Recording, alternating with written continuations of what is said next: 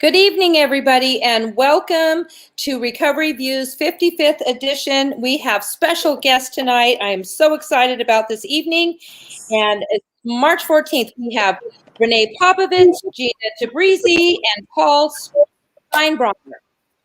Now, hello, guests. And I'm going to be giving proper introductions as they each are going to speak. But for now, we're starting on our panel.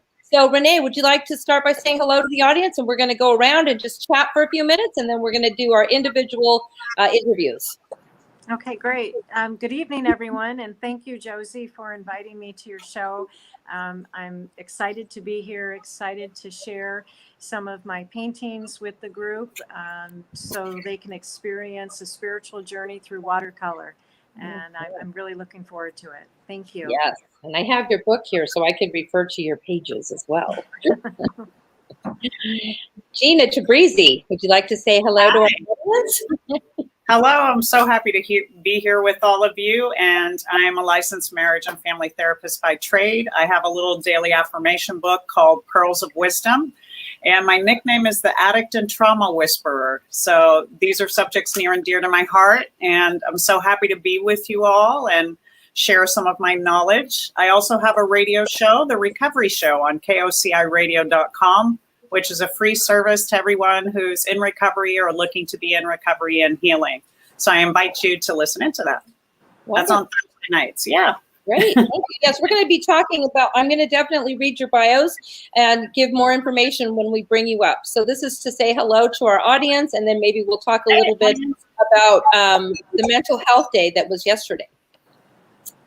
And Paul, hello. Would you like to say hi to our audience? Yeah, mental health day, that's good. You know, we're in bad need of that. You know, I've just been locked down in my studio, editing after 3 years of being on the road, driving all over, and just then working so intensely to bring the message of hope from people that went over the waterfalls, and now they have something to teach us and tell us. And so I'm really grateful to be here. It's great to see you again, Josie. I haven't seen you for 5 years. 5 years, I know. And you know, Paul, you've been to the beach house, right? You went to the beach house before we sold it. So did Renee in Seaside. Oh, really? So you were the only one to make it to our beach house before we sold it in Seaside, Oregon. But you live in Laguna Beach, so you're where the weather's perfect all the time. It's like, now you come see me. Seaside or stay in Laguna Beach. Let's see. Yeah, not too bad. Not too shabby. Not too shabby, exactly. Well, this is great. I'm excited to have everybody on the show, and it's been quite a year. I mean, it's our year. Today is pretty much, it feels like a year anniversary of lockdown, right, of the pandemic. It's also tomorrow, actually, I think, is the Mental Health Day, the National Mental Health Day. So I wanted to tomorrow too. It's tomorrow, right? Yeah. So and the year anniversary. So I kind of wanted to, as panelists together, talk a little bit, and when we're speaking, just, you know, a little bit about how has this year been for you guys with the pandemic, and what can you give as words of hope to our audience? Anything that you want to share? You know, because it is, again, it's, you know, Gina's a therapist, Renee's a lawyer, and Paul is a filmmaker, but he is an educator in mental health and addiction. So it's a privilege for us to have him here with us. But tomorrow, you know, we're definitely, there's been a lot of talk in the news with, especially with Meghan Markle talking about her mental illness. And they're, you know, I want people to feel like they have that they have hope, that I feel good about today being a year, and I think everything's just going to start moving forward. And I just want to talk about hope for the next year. Anything you guys want to add to that? Well, a year ago, I was about ready to go to the Santa Barbara Jewish Film Festival to show my film, and I was going to stay at this beautiful hotel, and this rabbi was going to come up, and all the people were going to meet me, and it was, yes. Now what do I do? Yeah. Full in and all that stuff. But, you know, the reason I made all these films and the reason I do all this stuff is about the beloved community. And, you know, so this has been a very contemplative year. This has been really tough. More interior work than I thought I was signing up for, but, you know, it turned out to be good. It's hard, though.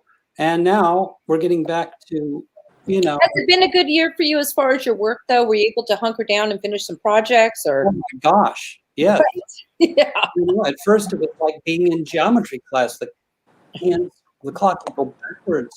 But then I really buckled down, and I was able to get like 3 films done. Wow. Wow. It was great. That's amazing. That's amazing. And Renee, what about you regarding to, this year anniversary? Well, I think 2 things. It gave me an opportunity to do more painting and to look deep within to see what images would emerge as a result of the pandemic. On my law practice side, it's been extremely busy because we know that the opioid crisis is increasing. We know that mental health services are needed. And we're seeing that there are a lot of insurance companies that are denying care to people who need it. We're seeing insurance companies are not paying providers like they need to be paid, and it's tough enough in this environment with all of the extra precautions that need to happen, and with their own staff, and they're heroes on the front line fighting this pandemic, and we have insurance companies that are not doing what they should be doing, stepping up. So our law practice, thank heavens, we're an essential business, so we've been very busy fighting those insurance companies. Yes. You're a healthcare attorney in our industry. And we thank you for all the work that you do. And with my advocacy group, Attack, and Paul's familiar with, and Gina with CCAP. And we've all been working together to try to change legislation, even going to legislators regarding this. So it's been incredible. Yeah. Thank you for all the work. And then you finished your book this year. I did. Like you said, you finished your paintings and your book, and we're going to talk about that shortly, which is amazing. It's amazing. And Gina, what did you do this year? Now we're opening back up. Wow. So I faced life on life's terms. I faced cancer again and continued to not allow it to define me, but to invite it as a guest in my home right along with COVID. I was diagnosed right before. And because of it, I was separated from work. I'm on the front lines, mental health, clinical supervisor and director. And normally I'd be right there in the trenches. And because of the cancer, I was asked and needed to step back and stay home.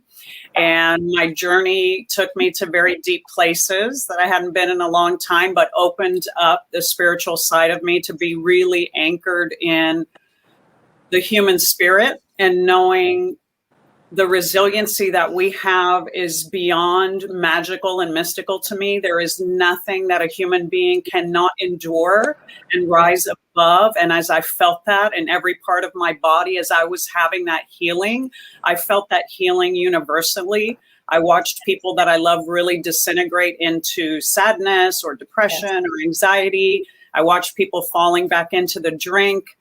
Some people lost their lives, and I felt at my core that every one of us have within us what it is required to not only survive any pandemic, but to thrive beyond the pandemic and become the angelic people that we really are. And I feel that as I'm saying that, I feel like the goosebumps, because I didn't know what was possible till I knew what was possible, and I wrote last year on 2019, and I started writing again this year, and I did psychodramas, and I did virtual everything, and I spoke everywhere. Anybody asked me to do anything, I just kept saying yes instead of saying no. And I saw so many people do that, and it got me to keep going. The more I saw someone like Paul or Renee digging in and showing all the stuff that they kept creating despite the sadness and the hurt, then I wanted to create. We took ourselves forward together, I think. We rode this wave together. We did. We all wrote it together. And just from my personal story, if you don't mind me sharing a little bit, because we're all friends here, and then the audience as well are our friends. Well, it was March 16th that Jim went into the hospital with his cancer, and his he had gotten a really bad septicemia where he had almost died at that point. So he was in the hospital for 10 days, and the world shut down. And it was my daughter Brianna's birthday, which now, you know, we're going to have a beautiful dinner in Laguna Beach Tuesday for her birthday this year for just the 6 of us. But it was quite a year. But Jim's now cancer free. I had a lung surgery a month ago, and they had put the one plug and three coils in my lung. So for 6 months, I couldn't really breathe. I had low oxygen, but now I'm at 100%, and the procedure worked. And it's awesome. I feel like a whole new lease on life. And Jim and I were talking this morning, and we were having a spiritual conversation. And it was interesting because he had said that we had come to the conclusion through our meditation with Gabriel that life is like Disneyland, right? So it's just like he had this huge spiritual shift, that thinking of life like Disneyland, where we were talking about you can pick the ride you're going to go on. I mean, if you've been going through the haunted house over and over and over, you know, or, you know, whatever, let's go, we can go on to It's a Small World. Let's go into, you know, just think of life as Disneyland. What are we going to do today? Oh, we're going to go to Laguna to have a beach. That's a nice little ride, you know, not take it so seriously, because after going through near-death experiences, both of us are having big medical issues, and like you with your cancer surviving, all of us, you know, with our medical stuff, it's like life is like, instead of a box of chocolates, it's like going to Disneyland.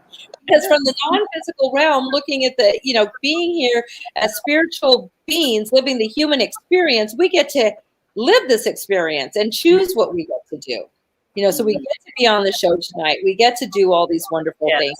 But it's about appreciating that and realizing it. And I just have this optimism about 2021 and what's coming up, because I mean, it really can't get any worse. Even if it doesn't ever go back to the same, I think the shock of it is over, because 2020 was very shocking. I don't think any of us expected that, although there were many wonderful things that did come out of it, and like, as we were all talking about, which is great. We've all been, you know, ATS has been doing great. We've been helping a lot of people at our treatment center, and with mental illness on the rise, we have a behavioral health track, you know, that's doing well, and we're able to help people right now that are in dire need of it, and give them that light. And I know you guys do as well. So I'm glad we were able to have this little conversation before the show, just to kind of kick it off, celebrate Mental Health Day tomorrow, encourage people. If there's somebody sad out there, depressed, you know, give them a smile, give them encouragement. There are numbers to call for emergencies. You know, just reach out to each other, reach out to a professional if you're feeling sad and depressed. You know, and know that we've all gone through stuff this year, and we can all pull through it together energetically, right? So it's not just whoever, you know, it's anybody can benefit from that awareness. So, well, thank you guys. I'm glad we had this conversation. So we're going to pull everybody down, and the format for tonight is I'm going to have each speaker come up and speak for 15 minutes on their topic.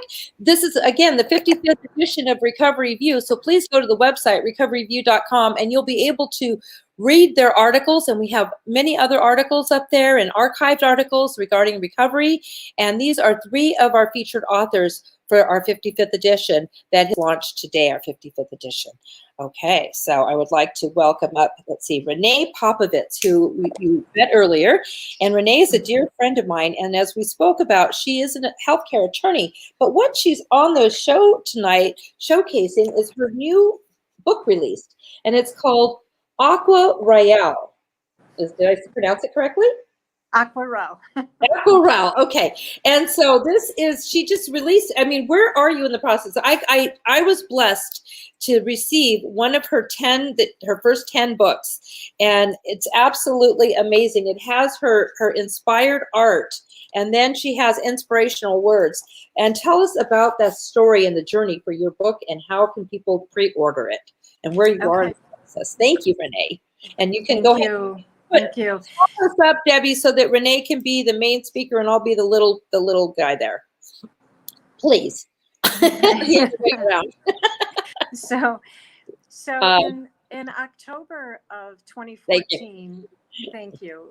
In October of 2014, I had a spiritual awakening after a major health crisis, and following that spiritual awakening, I began painting to document my journey of experiences. This is probably why so many addiction treatment centers and mental health centers incorporate art therapy into their programs, because it really does help you process traumas as well as envision hope and light and possibilities, almost like you were saying, like Disneyland, picking Yes. the rides. Well, find in your imagination some of the most wonderful places that you've traveled to in your dreams and capture those in a painting. And that's what I've tried to do. And so once I started painting, I actually started seeing the world through a different lens, a brighter lens. I had an appreciation, not just for the color and the light, but for other people, for love, for things that can really impact your life. So in June of 2016, I actually picked up the paintbrush for the first time, even though my spiritual awakening was back in October of 2014, and I turned to watercolor. And that's why my new book is entitled Aquarelle. That is French for watercolor. And it was, I've worked with my cousin Tommy, who helped me with the book. And he always has known that I've been interested in the fact that I was named Renée. And I don't think I'm French, but perhaps I'm related to some famous French artist or something that this is coming through. So when I started painting, it was kind of interesting, because sometimes I paint things that I don't understand, but I trust that I'm supposed to do it, knowing that a message will be revealed to me. And oftentimes a painting has multiple meanings, whether it's for different people or at different times. And sometimes my painting would continue painting themselves. That's the beauty of watercolor. You know, the water continues to move across the canvas. And when I would walk away, there would be new images or messages. And it wasn't long before in my art class, it was a joke to my art instructor, Carmelo, and my fellow students, that Renée's painting is painting itself again. So we organized this book into 7 chapters: color, light, water, energy, spirit, power, and infinity. And I've written about a few of the paintings, and so we wanted to go through those tonight with you. There's 4 of them, and Josie, feel free, like we did on my public release, to comment from the angelic realm. It was a lot of fun to hear Josie's perspective and Gabriel's perspective. So let's go ahead and move to the first painting, which is from the chapter of light.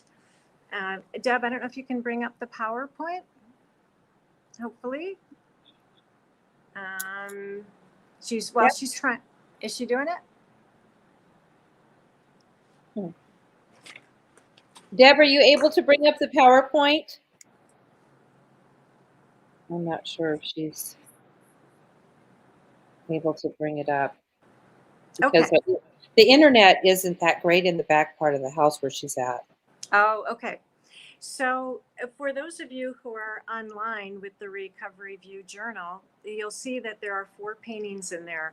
And the first one is entitled The Oregon Vortex. And Paul, it's kind of interesting that you mentioned you've been to Josie's place, because as it turns out, this painting is about a place in Seaside. So when I neared completion of the painting, one of my earliest works, and this was in 2016, my art instructor, Carmelo, wanted to teach me how to achieve depth and greater dimension in my paintings. And he painted a red roof cabin that appeared in this one painting. It's a winter piece, but it also looks like there's a lake with some trees in there. And as soon as he finished it, I looked at him and I said, "The roof is not red, it's brown." And he looked at me perplexed, and instantly he understood that I had a vision. Carmelo taught me more than watercolor painting. He taught me how to trust my intuition and not be afraid of what others think.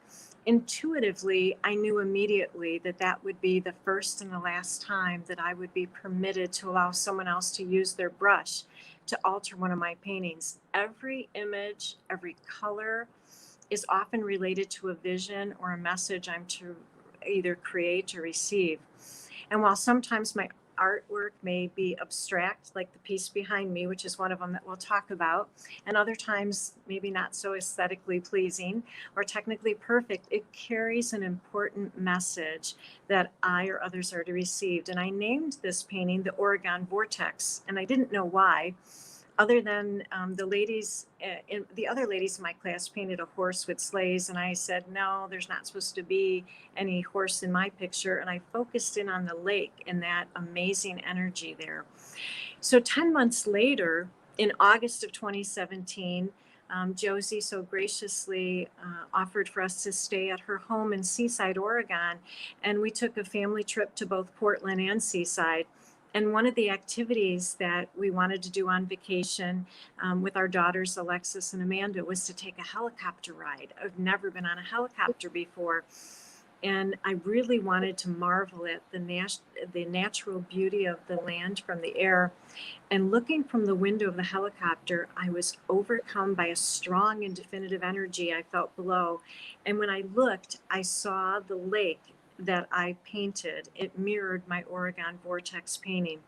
And through the trees where I felt this interesting energy, I saw the cabin that Carmela painted. And yes, the roof was brown. It was not red. That's so amazing. And we talked about that on the last show. I just want to apologize about the PowerPoint, but Debbie just informed me her computer actually crashed. So she's doing everything from her phone. So talk about, otherwise we would have been able to do that. So, but we can get that up for everybody on YouTube and everything, because we will just add it. We'll add the video and we'll add everything. Yeah.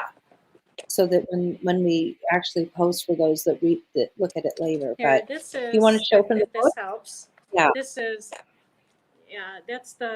the Oregon Vortex painting. There's the cabin. Oh yes. Yeah. Oh, this is the one where we were talking about that it looked like an iceberg in a sense at the bottom. Right. Yeah, the depth of it. Right. Right. Mm-hmm. Right. Yeah. So the second painting, which is really quite beautiful, and I'm sorry I'm kind of flipping around here, but you learn to kind of go with the flow. So yeah, this one is called The Flight to Light. Hopefully you can see it. There's a beautiful hawk there. Mm-hmm. And this is also in the chapter for light. I'll keep it up while I'm kind of talking a little bit so you can stare at the painting while I tell you that hawks are often seen as messengers of the spiritual world. When a hawk crosses your path, it compels and allows you to use your power to focus and see clearly. I first painted the background while visiting Desert Hot Springs, California, and later added the hawk after seeing 2 hawks outside my office back home in Illinois. The same day I saw the 2 hawks, I received some miraculous news on a pro bono case that I took on for a blind man in prison. While in prison, he was denied cataract surgery and was completely blind in one eye, with cataracts developing in the second eye. And the Illinois Department of Corrections medical director graciously reviewed my case, and he granted the appeal to overturn the managed care company's decision to deny his surgery. Because believe it or not, they said he had one good eye. This means that a blind man would receive his long-awaited surgery and would finally be able to see again. A true miracle. And so I felt like my client saw the light and was truly blessed by the grace of God. And that's kind of, what happens in recovery too. So I don't know, Josie, if you want to comment on anything on that picture. Well, that was kind of hard to see it. You know what I thought we would do is, if you tell me the page number, I can hold up the painting and Deb can bring us half and half, and then you can speak about it. Okay, it's that was 2.5, so that was the Flight to Light. So we'll move into the next one. Let's move into the next one, yes. Okay, well, the next one you won't have to hang because the painting's actually behind me. Oh, okay. So this one is called Slaying the Dragon with Inner Strength. And it's a very interesting painting because you see both a lion and a dragon, and there's this white area that is still perplexing me what the white area is. Mm-hmm. But the power emitted through the vibrational frequency of a lion's booming roar comes to life in this watercolor using an enthusiastic orange, which can represent determination, freedom of expression, and the dragon's brute for the strength is no match for the power unleashed when the big cat summons its power within. And, you know, I liked when Gina was talking about that, because whether you're in recovery from cancer or some other chronic illness or addiction or mental health, you have to go often deep within to find that strength. When you don't feel like you can eat another meal, when you don't feel like you can get dressed up and look good, and when you don't feel like you want to talk to anyone, because you just want to go within and curl up in a ball and try to help yourself, that's when you need to dig deep within to find that inner strength. And when you find that inner strength, that is when the roar will come out. It kind of reminded me of the Lion King, when little Simba was trying to find his voice and this little tiny, you know, noise came out. And then when it was a roar, the entire world shook. And that's what we have to think about. I think about summoning my power from within to find my voice. You know, we've all been there, especially as a woman. Throughout my legal career, there have been some situations where I've been talked over or ignored or misunderstood, but that has never stopped me. And finding your inner strength, an amazing spirit from within, can help you overcome any of your fears, any of your doubts. We can all find the roar just waiting to unleash from within ourselves, so we can slay any dragons that may cross our path. And it should come as no surprise, Bill White, who I've written. Right. I wrote another book with Bill White. We wrote Critical Incidents together, which is an ethics book. But Bill wrote the history of the addiction field, and he named it Slaying the Dragons. I remember that. So, Bill, this is kind of in honor of you and all the things that you taught me over the years. And the ethical principles that you brought to this field that were so important. And I'm going to hopefully pick up where you left off. And we're so grateful for everything you've done. And and so we're going to continue slaying the dragon. We're going to continue slaying the dragon. Yes, that must have been so exciting to co-author a book with Bill White. That's wonderful. Well, thank you so much, Renee. This was such a beautiful, beautiful, just a tip of the iceberg of your book. Just, you know, giving us an idea of what to do now. How can we get the book if we wanted it? So I think we have it here. Do they email you and then you pre-ordered before it goes on to Amazon? Correct. Well, actually, I'll be very honest. I am not going to allow my book on Amazon. Oh, okay. It's going to be available through like Barnes and Noble, through a few other, through Apple, but I do not want it on Amazon. I've made that decision. And then we can go to RecoveryView. There is an order link. That's Beverly just put on there that there's an order link on RecoveryView.com. Okay, very good. Thank you, Bev. Yes, and the videos as well that we weren't able to play tonight will be on RecoveryView.com. So if we, sounds great. Moving forward with that. All right. Well, thank you so much, Renee. We're going to pull you back up at the end, and now we're going to pull up Gina Tabrizy. Hi, Gina. Hey. This is so good to have you on the show.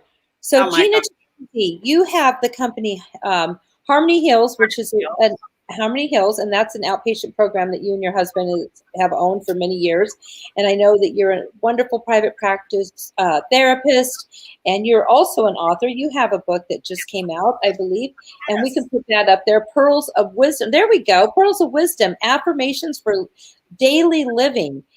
Oh, and it's on Amazon and Barnes and Noble. Wonderful. Thank you. So if you'd like to, your article tonight that we have in RecoveryView is on codependency. So if you want to touch on that a little bit and then talk to us about your book, you've got a few minutes to do that. Sure. Well, I had a couple of things. I have a little page from my book that I'll read in a minute that's about fear that relates very much to me around codependency. And I love what Renee was saying about finding your voice and finding the roar. Because when I think about codependency, I think of it as a wilting flower, a person who's lost the spiritual presence, ego, strength, and confidence to stand in their own power. And they're wilting in the presence of the power of someone else who's dominating.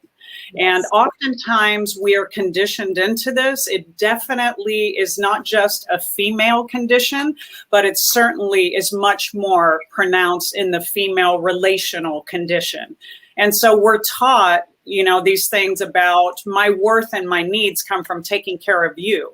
And if you're okay, then I'm okay. And it sets us up. It sets us up to get lost in the idea of personhood. Here I am, I'm attaching myself to you. I'm attaching my worth to my children or even to the job that I do. And I'm forgetting that there's a person that's walking through life, having these life experiences, and their worth is so important. And it's so sad because originally, you know, the term was founded because we had a condition where we watched loved ones and family members of addicts and alcoholics drowning in sorrow, drowning in grief and depression and anxiety. They were having post-traumatic stress from dealing with a member of a family who had the affliction of addiction.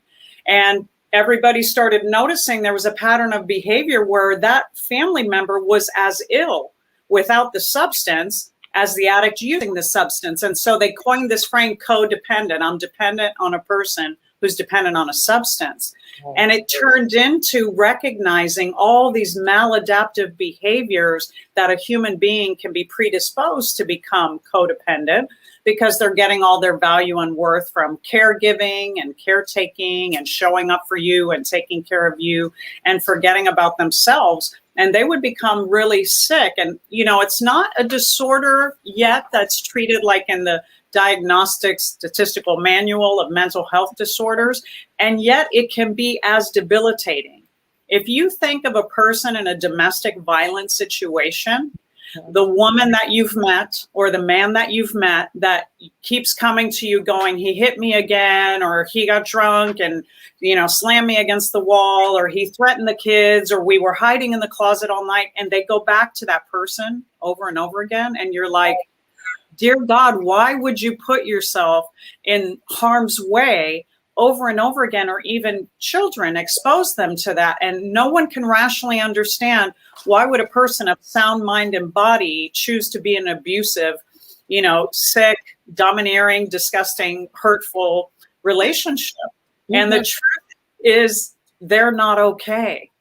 They are not mentally well and mentally fit, because if they were to be, they would not choose to allow people to harm them, to degrade them, to diminish them, you know. And it's so very evident when you see someone in a domestic violence situation. They have interchanged the word love with being connected in an abusive and an addictive way. It's really addiction, and they call it love. And it's a pattern, you can trace it back to childhood. It's a pattern that they learned watching their parents, who watched their parents. And it's something that, you know, you would think, well, you know, you just get over it. Or, you know, if you just go to therapy and talk to somebody, you'll get over it. But it is as chronic as the recovering addict. It's not an overnight job. It's definitely an inside job, but it's not an overnight job. They're going to have to do some work to gain back the emotional strength, you know, to deal with and combat being so belittled for so long. You know, and the worst part of it, Gina, is because I'm recovering from codependency, if you will, and that's it's never been a diagnosis, but it's been a label for sure. And you know, it's interesting because, you know, as far as my story, I didn't know what I didn't know, just like addicts, I guess. You know, I didn't know what I didn't know. Like you said, I watched my mother and how, you know, her life was, and my grandmother and her life was, and, you know, we took care of the family and we took care of the husbands and, you know, all that stuff. And thank God, you know, Jim's in recovery and that's all working out. I started doing my work in Al-Anon like 20 some years ago. But if I had never gone to an Al-Anon meeting, I mean, it literally saved my life when I went in the late 90s. It was actually, about 95 is when I went to my first Al-Anon meeting. So, and it saved my life. But, it's interesting that you're talking about it as a diagnosis, because I don't know if I agree with putting it in as a diagnosis, because then they're going to want to give you medication. And then, I think that whenever we diagnose somebody with something, then that just puts them into that, they're living their diagnosis. But although this is just something I'm throwing out there because it's an interesting thought. I never really thought about it because, it is as detrimental as any other mental health diagnosis. But if there is diagnosis for it, then there would go a whole big thing. So that was my point. My point entirely is don't minimize it, because it's not a disorder. Understand it. It is as debilitating, and you might not understand the depths of how someone can become debilitated. And like you, Josie, I've been in the field 34 years. I'm in recovery from my own crippling codependency at the time for 30 years. And when I see my clients, I don't ever diagnose anybody unless they want me to submit a super bill to the insurance, because I don't believe in labels. So to me, it's a reference point. I want you to understand when a woman says to you, I can't leave him, and you're like, yes, you can. What's wrong with you? I want you to understand the depths of the pain and the enmeshment and the illness of their interrelational illness that they're carrying that keeps them tied. It's like having an umbilical cord that's toxic and extends around the world. Instead of it being cut, they just keep extending that umbilical cord, and they're just trying to gain love. It's like they're so desperate, and I was so desperate. So debilitating. It's absolutely debilitating. And the secondary game, there's so many things, and you're just absolutely free when you can say, what? I don't have any. When I first, and like my sponsor had me go to 90 Al-Anon meetings in 90 days. I thought, what? As a codependent, I mean, what am I doing wrong? I'm not doing, the first thing is, wait, there's a problem. Wait, just go to those 90 meetings and then tell me, I hated when they said I had a part in it. I go, what do you mean I have a part in it? Right. And midstream, probably meeting 45, the first 45 were just like, roll your eyes, and then finally hit me. Oh my God, I'm powerless. I am powerless over that person. I am powerless over their alcohol. I'm powerless over all. It felt great. I felt very empowered. I felt like, wow, the weight of the world. And I'm still, like you said, dealing with it every day. And I'm an event planner as well when, we have big events. And I always say that I relapse with my my desire for chaos, even though I live a very peaceful spiritual life when I can, but chaos is also part of that codependency. And so when I put my events together, that's my chaos shot. Yeah, it's an adrenaline. It is an adrenaline rush. I love them. Yeah. And it is an adrenaline rush, and you do get addicted to being needed, being wanted, being valued, and see, oh my God, I have to do this because no one else can do it. It's kind of a martyr, kind of a complex that starts to happen, but we're just trying to feed something in our soul that was empty, that we never recognized and understood was empty. And we really didn't understand it wasn't for somebody else to fill, it was for us to fill, and for God or higher power or the universe to connect and fill that empty space in us. And so the codependent gets lost and trying to fix other people. Really, they're trying to fix themselves. And they don't understand the path to doing so. And you're right, it's absolutely crippling for someone. And many men suffer from it too. It's not just a female condition. Many men do suffer from it as well. And it's the man typically looks like the man in his relationship with a woman who is having affairs, or who is cheating, or who is very domineering or abusive. And some men today, it's increasing and reporting that men are being more physically abused than previously thought. So, and the reason was it was going underreported, but I will tell you that number is on the rise during COVID. And the reason this is so relevant right now is we're in isolation with our sick partners. So people need to wake up. You before took for granted, my sick partner now leaves for work and I get 8 to 12 hours free of disease. Well, now you're in the house with them.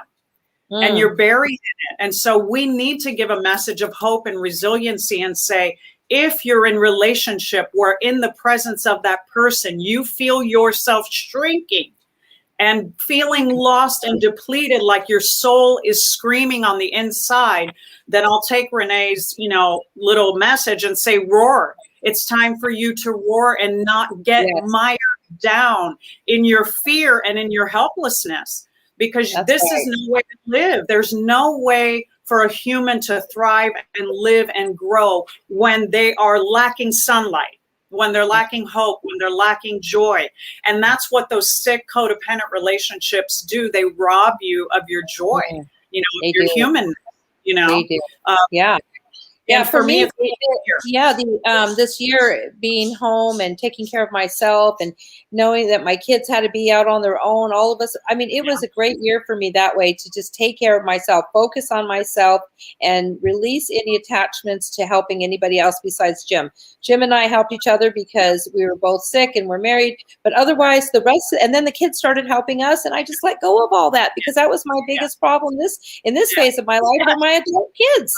Yeah. So and those, now they're hear you. It's great.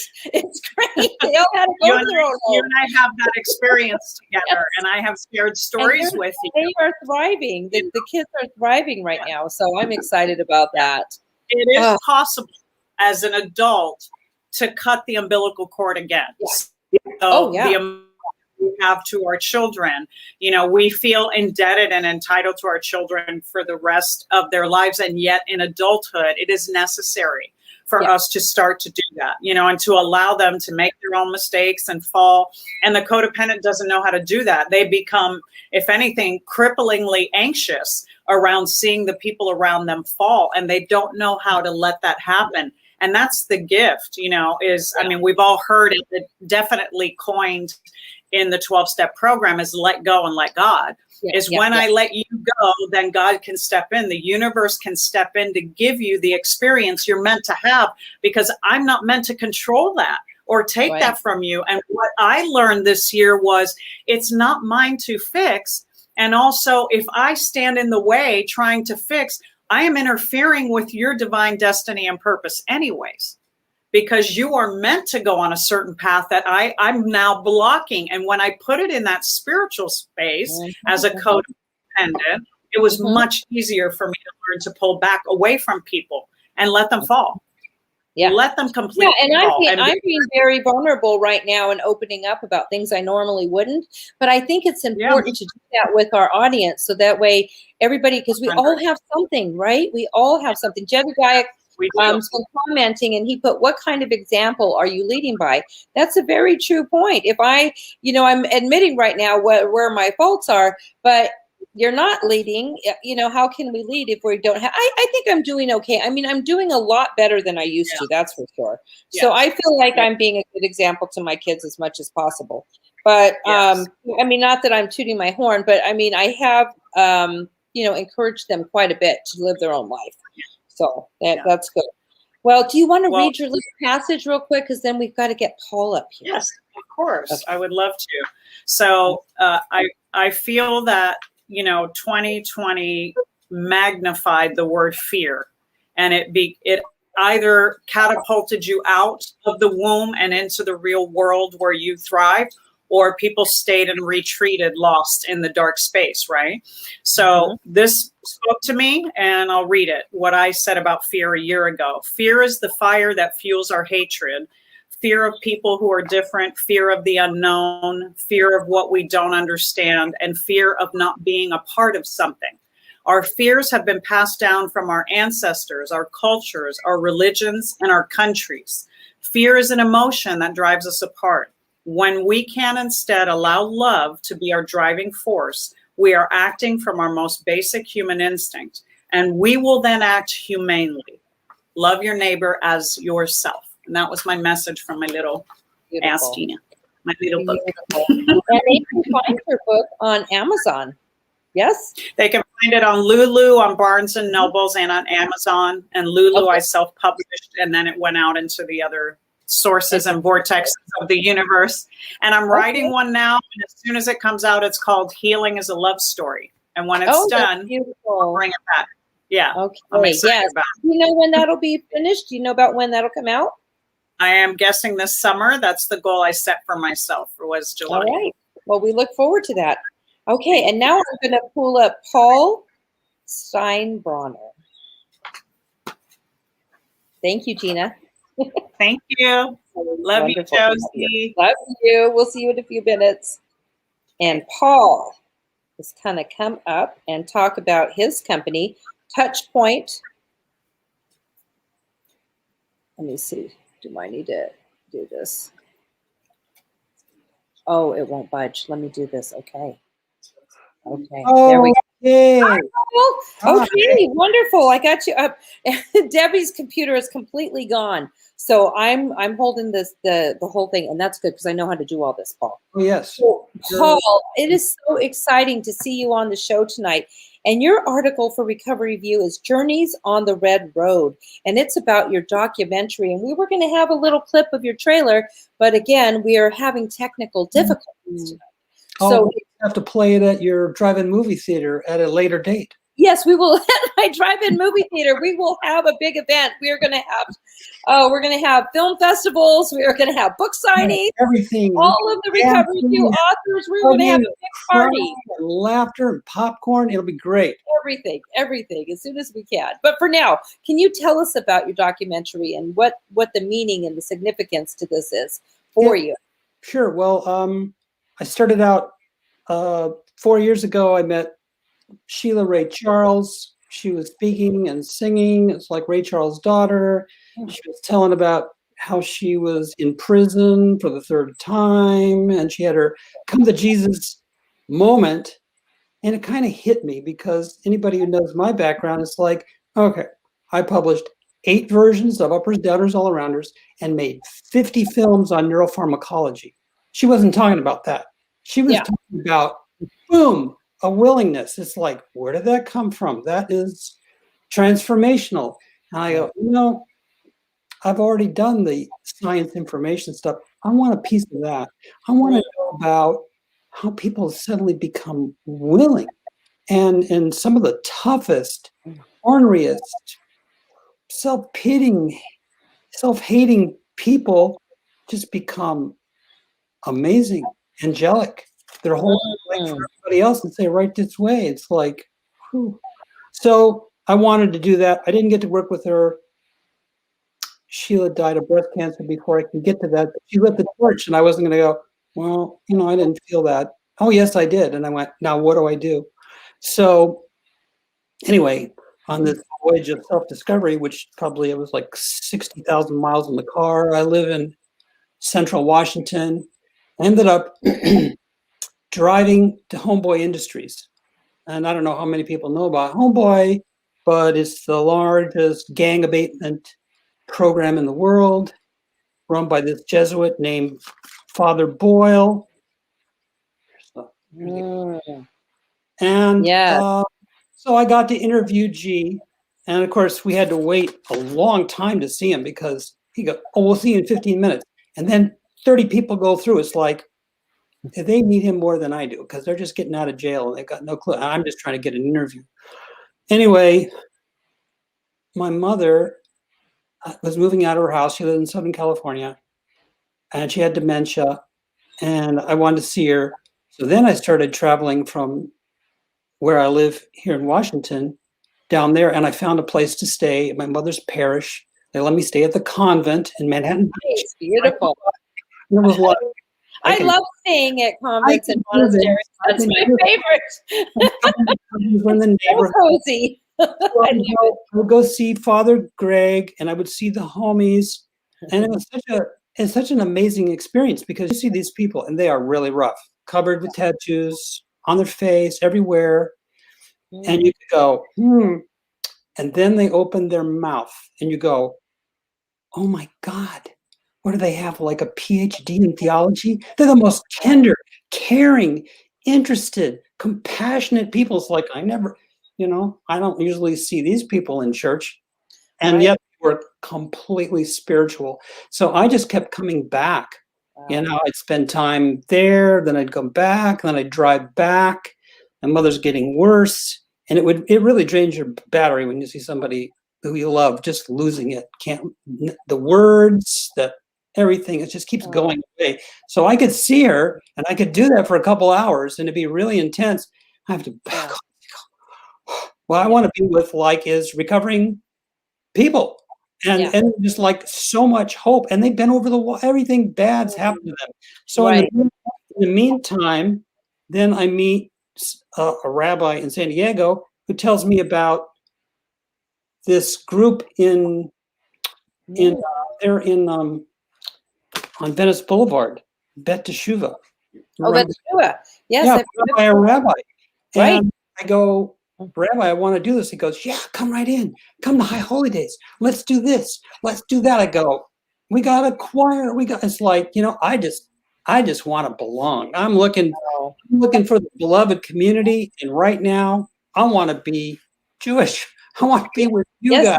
You are happy. Let's go for it. So I spent a lot of time with them, and while you're staying in the convent, I love it. See, I'm staying at the convent, and they're doing good with that because Father Greg and Mark, they're pals. That's right. That's beautiful. Come over here. It's like what I see is not going to negate what you believe. It's like that's right. God is bigger than the label. And so anyway, I just love it. I keep coming back. And then one day, this one rabbi said to me, and I just love this, it says, faith is an action. It's a daily action. Faith is not a feeling. Faith is a verb. It's not a noun. So maybe you read the Bible in Spanish, and when you do, it's like, and the verb was made flesh. Didn't say the word. Word is kind of like a block or something. It's what you do, how you live it, who you are, how you express yourself, how you reach out. So it's an invitation. So anyway, I spent a lot of time there, and then I was going to make a feature film, and it just broke up into 5 parts, and it ran in different directions. So then I was in San Diego with this group that did this thing called Stand Down. It's an annual event for 1,000 homeless veterans. Wow. And it's over 3 days on a baseball field, on 2 baseball fields at San Diego High School. And somebody described it as Maslow's hierarchy of needs meets family picnic with overtones of Woodstock without sex, drugs, and roll. And it's so beautiful. Wow. Because people are all staying in tents.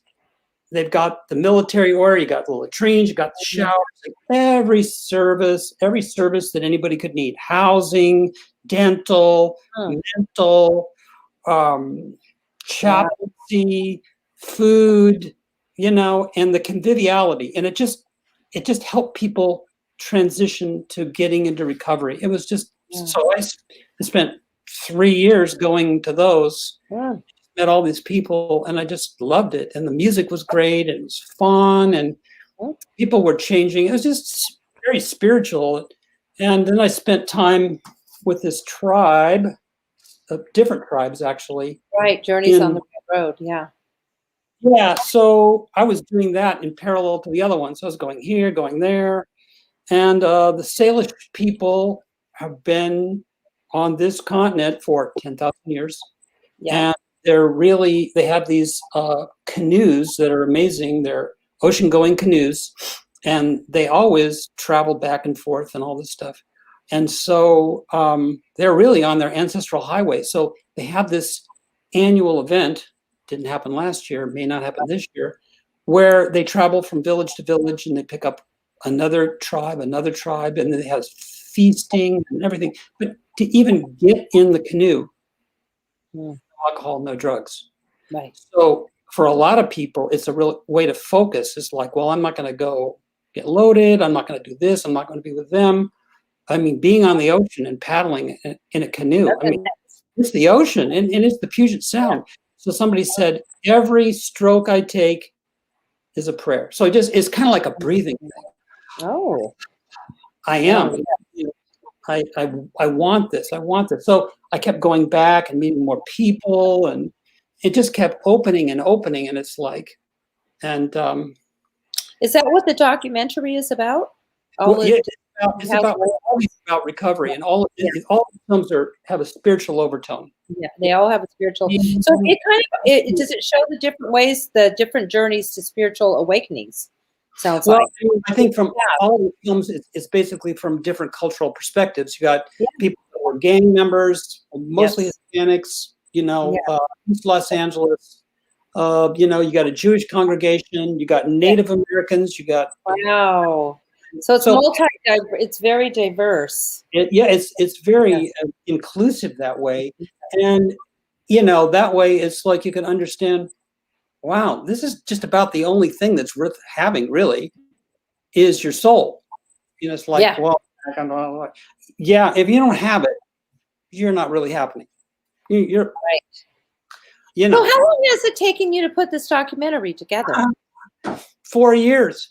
Yeah. 4 years. And then I went to New Mexico, to Albuquerque, and we interviewed, I don't know if you know him or know about him, Richard Rohr. Richard Rohr is an amazing theologian, written so many books. He's got this group. Oh, yes. You sent me his link. Yes. I have his, I listened to his meditation. Yes. Oh, tender. Oh my gosh. It's like, why didn't they do this in Catholic school? Because it's like so beautiful. It's so amazing. Yes. Anyway, so I started going down there and filming with this other group in this one small place around Chimayo, Espanola, where it's very mixed race. The people that came with the Spanish conquistadors, they're Spanish, they're not Mexican. It's Spanish culture. I have a lot of Spanish. With the Native American. So the lead person, he's a veteran.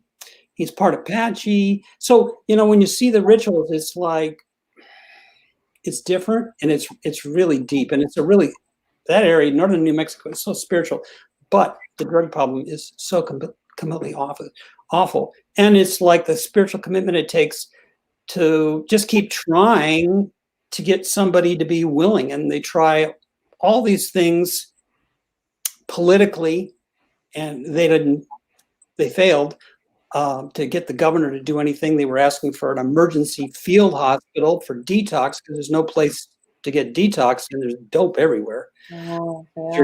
Heroin than it is to get a job.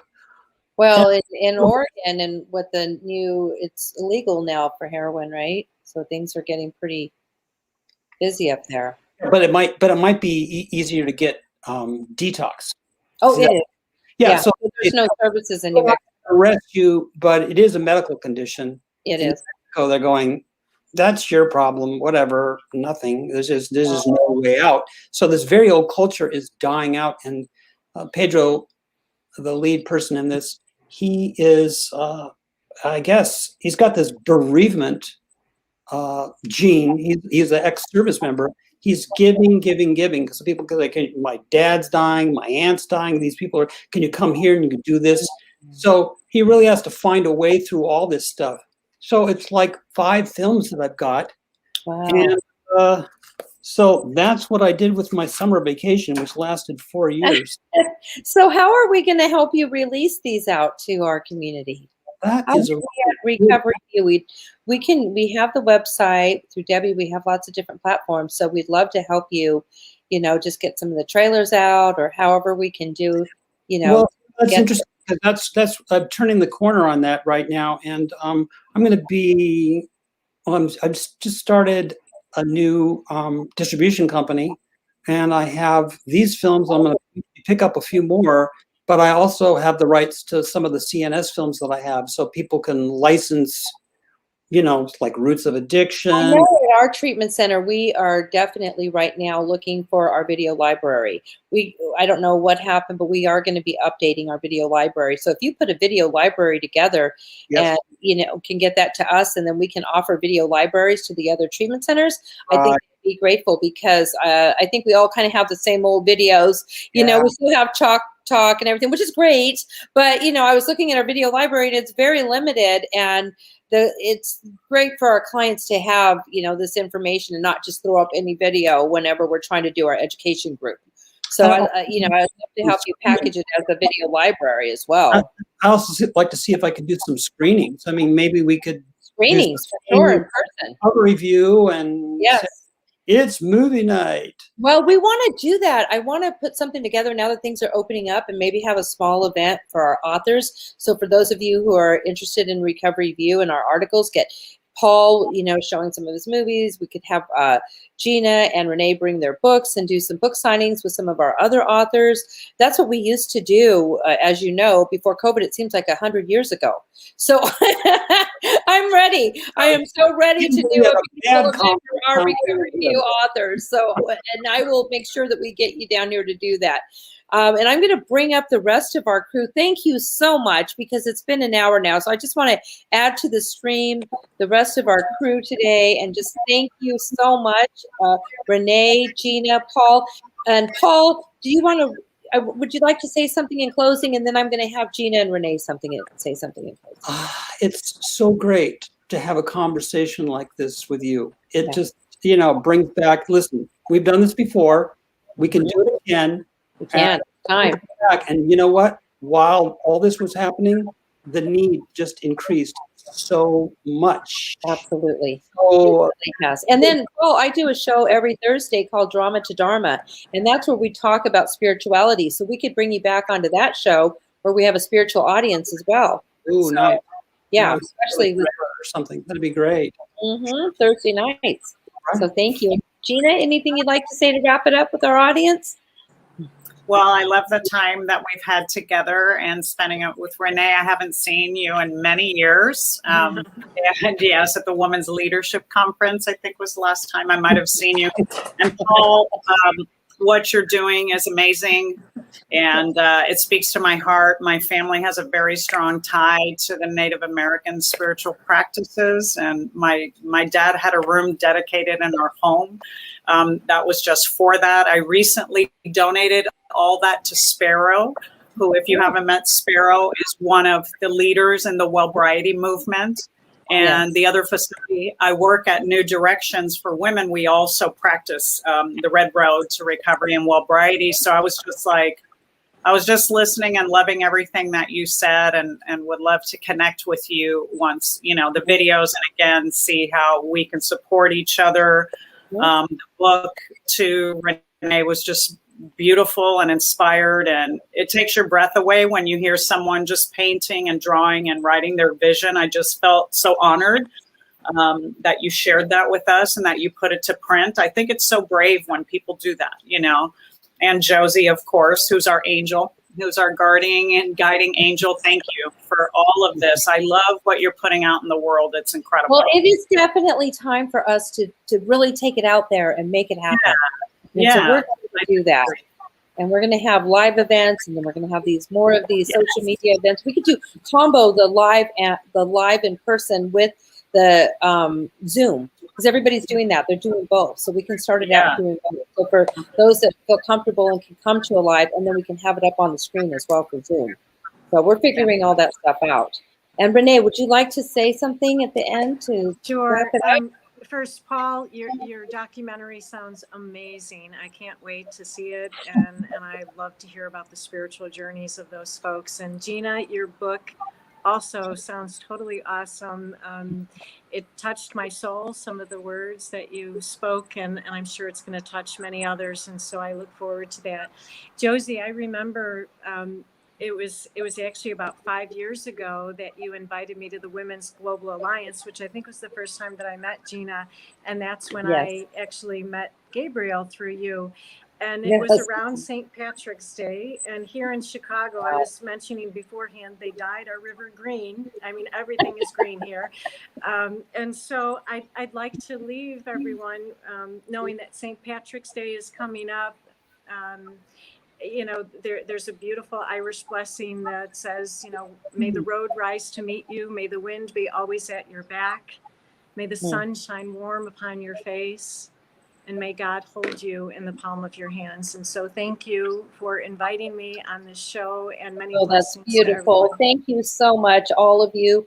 as panelists and authors. And for those of you who have not, please go to recoveryview.com and read their articles. You can click onto their article and reach them via their email, their websites. All their information is on recoveryview.com. And we will see you guys again for our 56th edition in about 6 weeks. They come out every 6 weeks. And I want to thank our audience, our Facebook audience, and our YouTube audience for joining us tonight. And again, to all our wonderful panel. God bless you, and we'll see you later. Thank you. Bye. Bye. Bye.